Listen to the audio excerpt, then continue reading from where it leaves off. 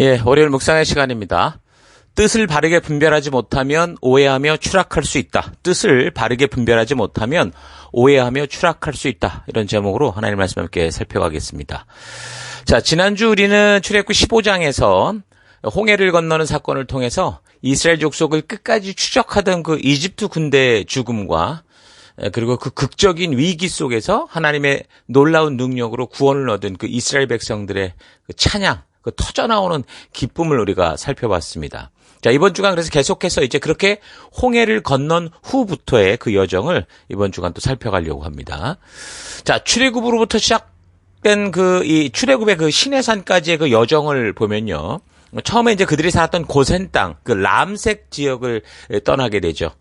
그래서 이제 숫곳에 이르게 되고, 그 숫곳에서 비하히롯이라는 곳으로 또 가게 되는데, 이제 거기서 이제 홍해를 건너게 됩니다. 그리고 이제 계속 우리가 이제 살필 여정은 이제 건너와서 광야로 들어가서 이제 마라, 그리고 마라에서 엘림, 그리고 엘림에서 신광야, 이렇게 가는 여정인데요. 신광야쯤 도착할 때가 되면 출애굽으로부터 따지면 한 달 정도 시간이 걸렸을 때고요. 그 후에 이제 르비딤, 그리고 이제 그 후에 이제 마지막은 아니면 가나안까지 가지만 어쨌든 1차 이 인도함을 받았던 곳 시내산으로 도착하게 됩니다. 자, 이런 여정에 있어서는 지난주 살핀 것처럼 이제 그 여러 가지 경로가 추정되고 있는데요. 크게 전통적인 경로로는 이제 시나이 반도를 따라 내려가다가 시나이 반도 밑에 쪽에 있는 시내산, 그곳으로 가는 길과 또 여러 가지 경로 중에 또 하나는 시나이 반도를 동서로 가로질러서 그 아카바만 중간 지점의 그 누에이바라는 곳에서 아라비아의 미디안 쪽으로 건너가는 그 경로. 그래서 우리가 두 가지를 타당성 있는 가능성으로 보고요. 두 개가 다 표시된 지도를 가지고 이제 우리가 살펴갑니다. 그래서 여러분들이 그 주일 파포를 잘 확인하시면서 살펴갈 수 있기를 바랍니다. 여러분들이 이제 지도를 참고할 때 지역이 다르다고 해서 무슨 메시지가 다르거나 그러진 않아요. 우리가 이쪽 그 시나이 반도 쪽으로 생각하든 사우디로 생각하든 그거는 큰 문제는 아니라고 봅니다. 그래서 좀 복잡할 수 있어도 일단 두 개의 가능성을 다 놓고 보면 좀 더 우리가 전체적인 그 성경의 흐름들을 잘 읽어갈 수 있을 거라 생각합니다. 자, 우리는 지금 홍해를 기적적으로 건넌 그 역사까지 살펴봤는데 계속해서 이제 살펴가 보면 15장 22절 모세는 이스라엘을 홍해에서 인도하여 내어 수르 광야로 들어갔다. 그들은 사흘 동안 걸어서 광야로 들어갔으나 물을 찾지 못하였다. 말씀합니다. 사실 한 300만 명이 넘는 사람들이 그 광야, 사막으로 들어간다라는 거는 정말 엄청난 계획과 준비가 아니고서는 안 되는 일이거든요. 광야, 사막이라는 곳에는 우리가 알다시피 물이 없고 피할 곳이 없고 그 햇빛을 피할 방법이 없기 때문에 확실하게 대책을 마련하고 또 확실한 준비와 지원 대책이 없이 함부로 들어갈 수 없는 거죠. 그런 데는요. 그런데 지금 이스라엘 백성들이 그것도 300만 명이 넘는 인구가 그것도 지금 많은 동물들과 지금 다 같이 사막으로 이제 광야로 들어간 거거든요. 자, 그러니까 무엇이었겠어요? 이런 힘이. 그 홍해에 그 놀라운 감격이 있었던 거죠.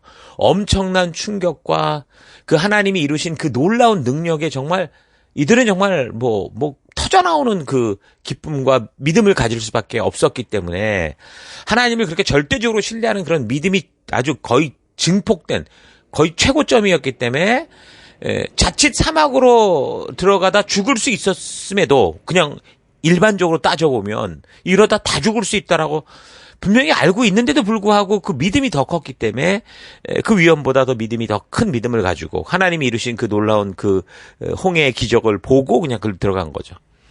그렇게 홍해의 놀라운 은혜를 경험한 이스라엘 백성들이 그래서 용기 있게 그곳을 떠나 광야, 그러니까 에담 광야, 수르 광야 이런데 거기로 들어가서 광야길을 이제 걷기 시작했는데 3일 길을 계속 걸어간 거죠.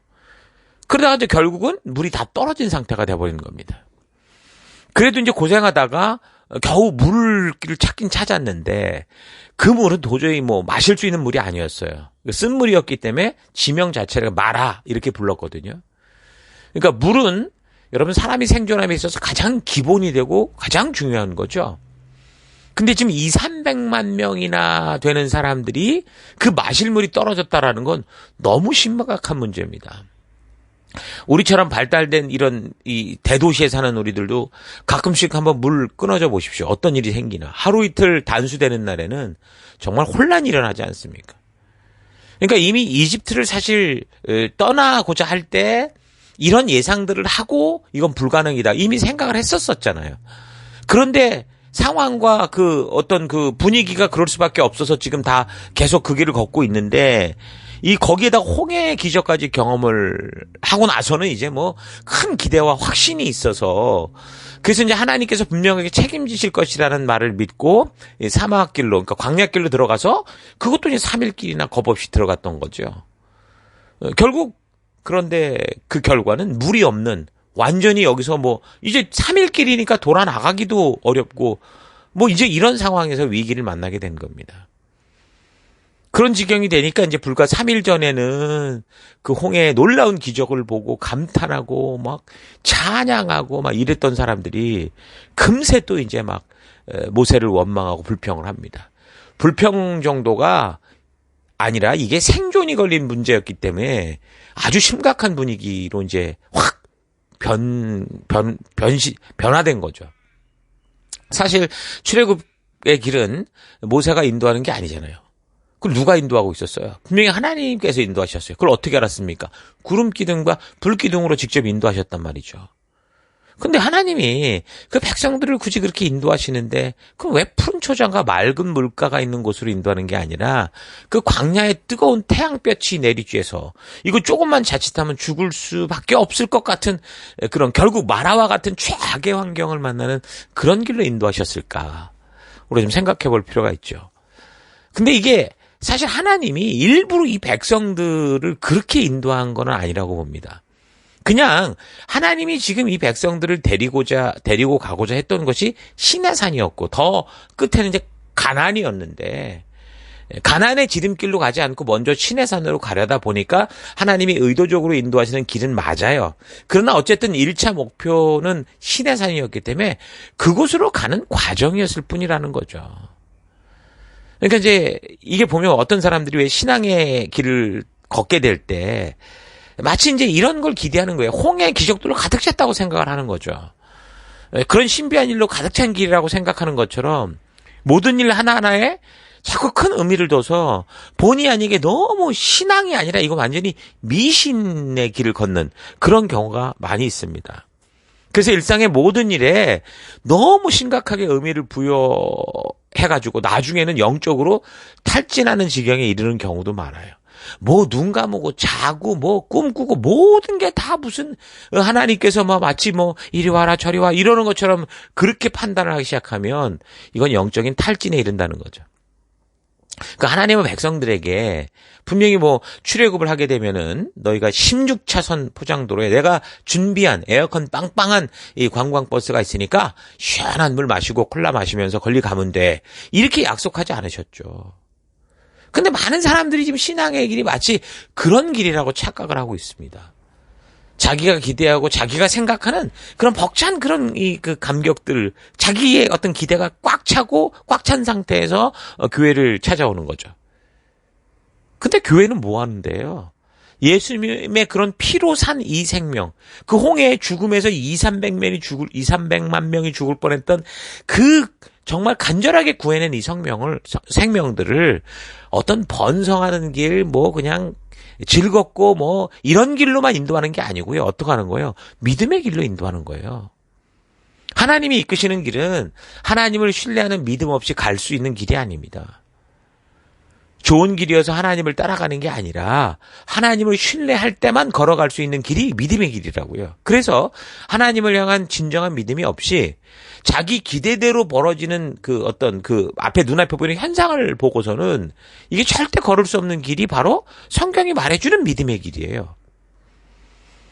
생각은 자유지만 그 생각이 하나님이 뜻하시는 바대로의 생각인가? 이건 점검이 돼야 된다는 거죠. 홍해를 기적으로 건넌 이스라엘 백성들은 원하든 원하지 않든 하나님에 대한 이제 자기 기대로 가득 찼던 거예요.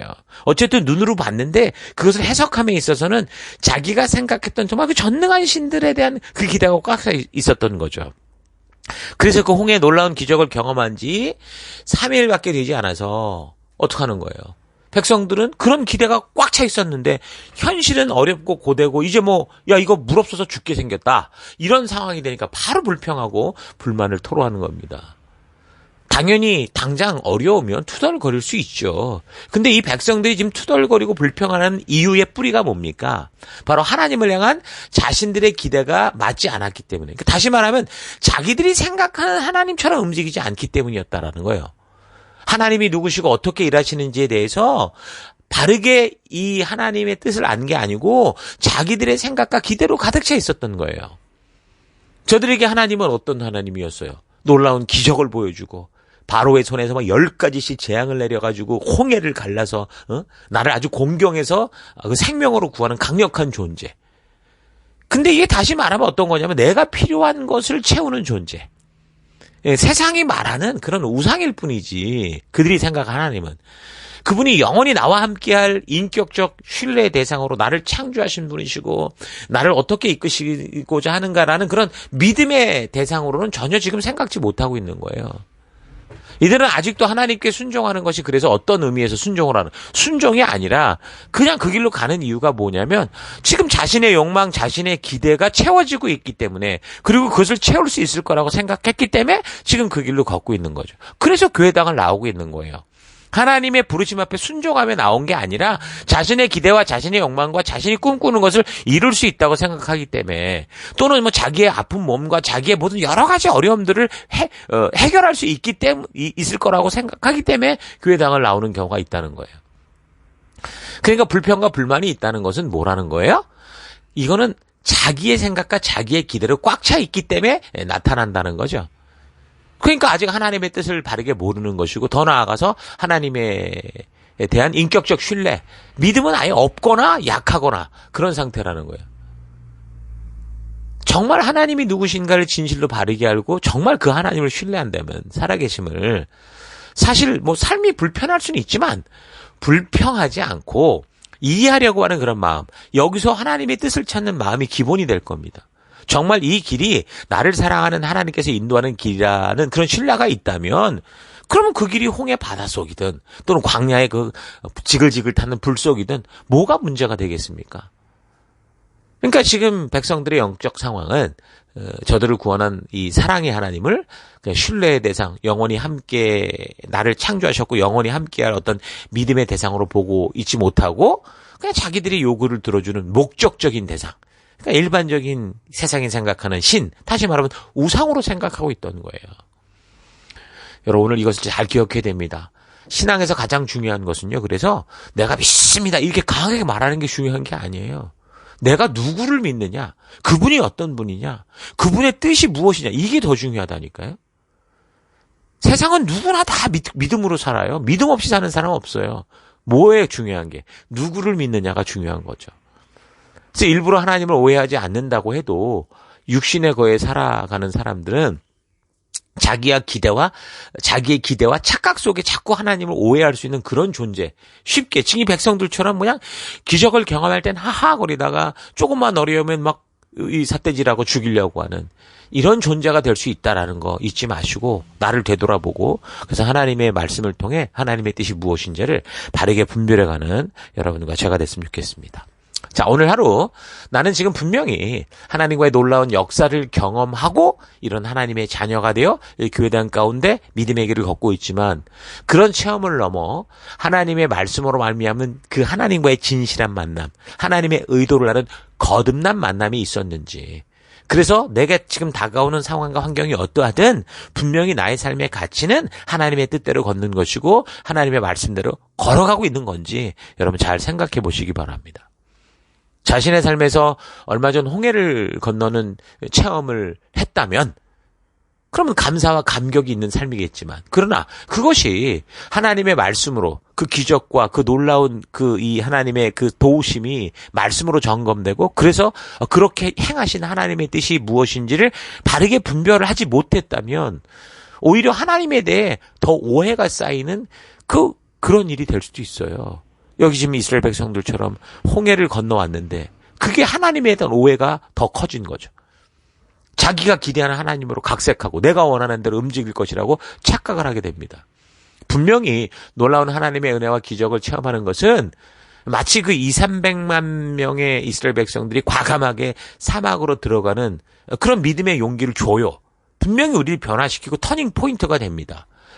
그거는 분명히 그런 게 사실이지만, 그러나 그것이 신앙의 객기를 부리게 하는 그런 건 아니어야 된다라는 거예요. 말씀에 근거하지 않은 자기의 생각을 부풀려서는 안 된다는 거예요.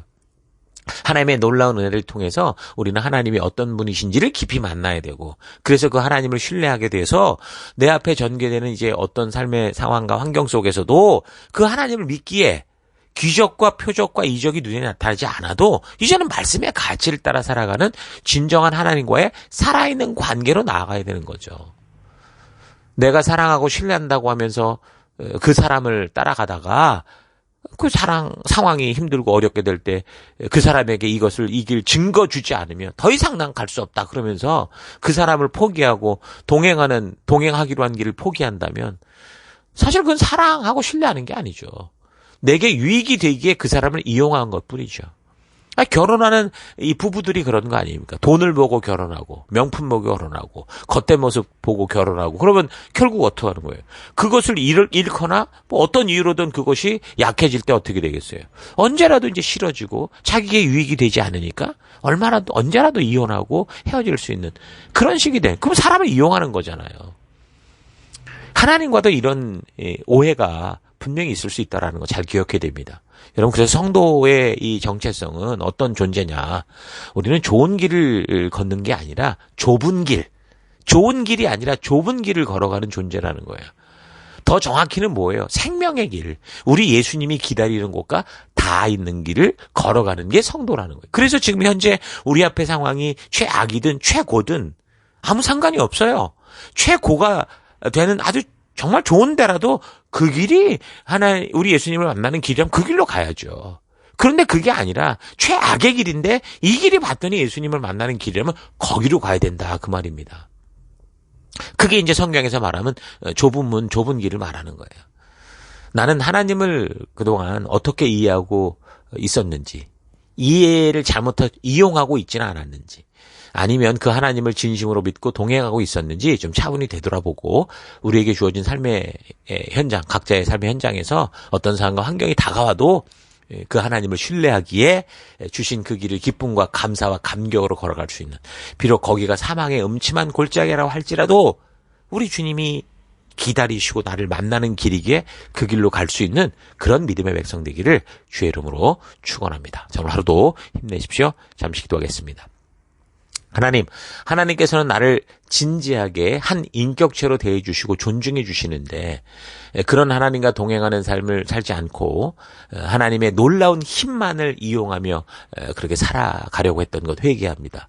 하나님께서 날마다 내게 기적적인 하루를 계속 허락하셨기에 지금 내가 이렇게 마치 홍해를 건넌 백성들처럼 살아갈 수 있는 건데, 이런 놀라운 하나님이 주심으로 평안하게 다가오는 하루의 기함을 알지 못하고 마치 이게 당연한 것처럼 그렇게 살아왔던 것 하나님 회개합니다. 용서해 주옵소서. 오직 주의 사랑에 감사하며 나를 부르시고 동행하시는 우리 하나님의 그 신실한 마음과 의도를 잊지 않고 내가 살아가는 삶의 더 곳곳에서 그곳이 비록 사망의 음침한 골짜기다라고 할지라도 오직 주의 말씀의 가치를 따라 기꺼이 그 길로 나아가는 내가 되기 원합니다.